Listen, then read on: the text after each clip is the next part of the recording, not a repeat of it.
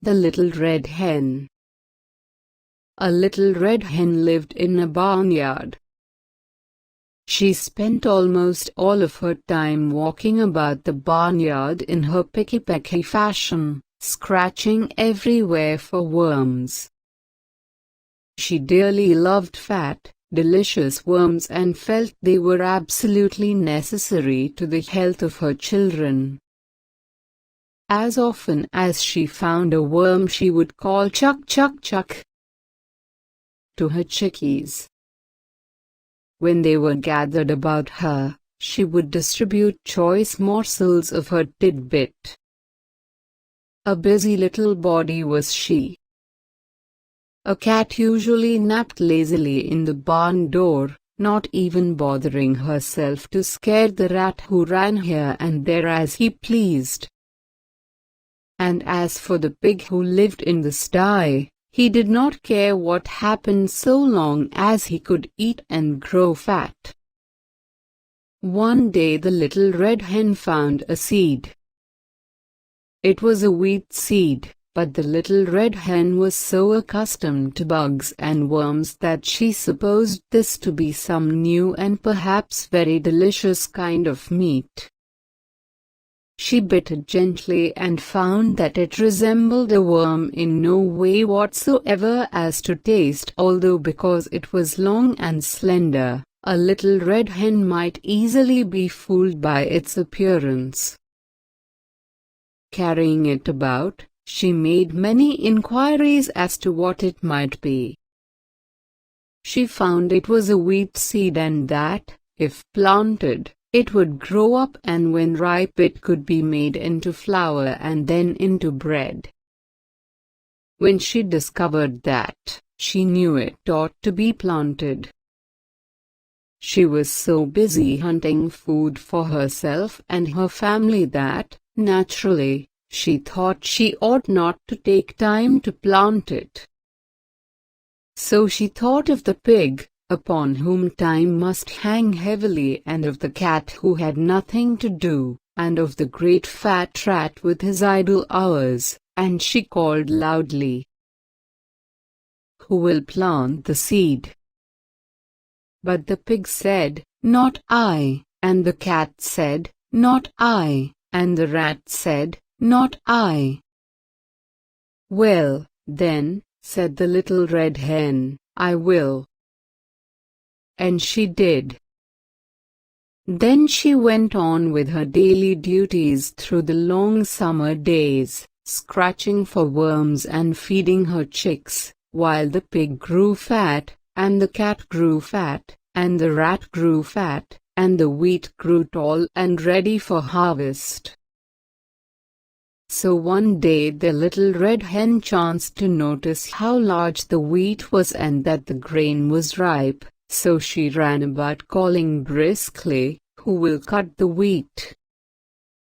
The pig said, "Not I," the cat said, "Not I," and the rat said, "Not I." "Well, then," said the little red hen, "I will." And she did. She got the sickle from among the farmer's tools in the barn and proceeded to cut off all of the big plant of wheat. On the ground lay the nicely cut wheat, ready to be gathered and threshed, but the newest and yellowest and downiest of Mrs. Hen's chicks set up a peeping in their most vigorous fashion, proclaiming to the world at large, but most particularly to their mother, that she was neglecting them. Poor little red hen! She felt quite bewildered and hardly knew where to turn. Her attention was sorely divided between her duty to her children and her duty to the wheat, for which she felt responsible. So, again, in a very hopeful tone, she called out, "Who will thresh the wheat?" But the pig, with a grunt, said, "Not I," and the cat, with a meow, said, "Not I," and the rat, with a squeak, said, "Not I."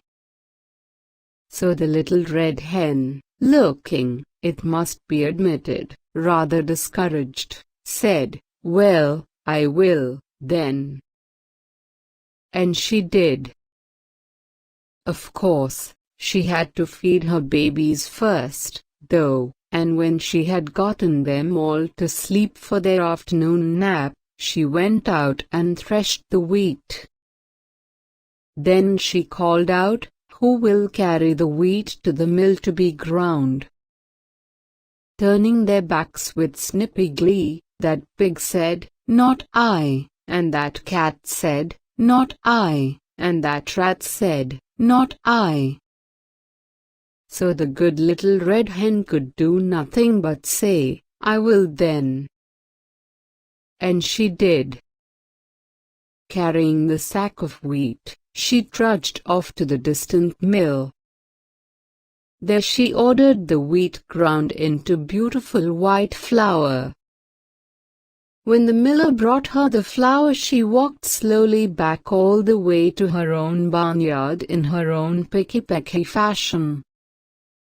She even managed, in spite of her load, to catch a nice juicy worm now and then, and had one left for the babies when she reached them. Those cunning little fluff balls were so glad to see their mother. For the first time, they really appreciated her. After this really strenuous day, Mrs. Hen retired to her slumbers earlier than usual. Indeed, before the colors came into the sky to herald the setting of the sun, her usual bedtime hour. She would have liked to sleep late in the morning, but her chicks, joining in the morning chorus of the henyard, drove away all hopes of such a luxury. Even as she sleepily half opened one eye, the thought came to her that today that wheat must, somehow, be made into bread. She was not in the habit of making bread, although, of course, anyone can make it if he or she follows the recipe with care, and she knew perfectly well that she could do it if necessary. So after her children were fed and made sweet and fresh for the day, she hunted up the pig, the cat and the rat. Still confident that they would surely help her someday, she sang out, "Who will make the bread?" Alas for the little red hen! Once more her hopes were dashed. For the pig said, "Not I," the cat said, "Not I," and the rat said, "Not I." So the little red hen said once more, "I will then," and she did. Feeling that she might have known all the time that she would have to do it all herself, she went and put on a fresh apron and spotless cook's cap. First of all she set the dough, as was proper. When it was time, she brought out the molding board and the baking tins, molded the bread, divided it into loaves, and put them into the oven to bake. All the while the cat sat lazily by, giggling and chuckling. And close at hand the vain rat powdered his nose and admired himself in a mirror. In the distance could be heard the long-drawn snores of the dozing pig. At last the great moment arrived. A delicious odor was wafted upon the autumn breeze. Everywhere the barnyard citizens sniffed the air with delight. The red hen ambled in her picky-pecky way toward the source of all this excitement. Although she appeared to be perfectly calm, in reality she could only with difficulty restrain an impulse to dance and sing, for had she not done all the work on this wonderful bread? Small wonder that she was the most excited person in the barnyard. She did not know whether the bread would be fit to eat, but, Joy of joys, when the lovely brown loaves came out of the oven, they were done to perfection. Then, probably because she had acquired the habit, the red hen called, "Who will eat the bread?"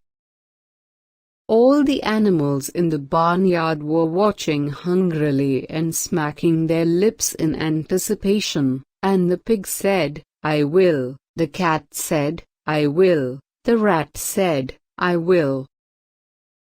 But the little red hen said, "No, you won't." "I will." And she did.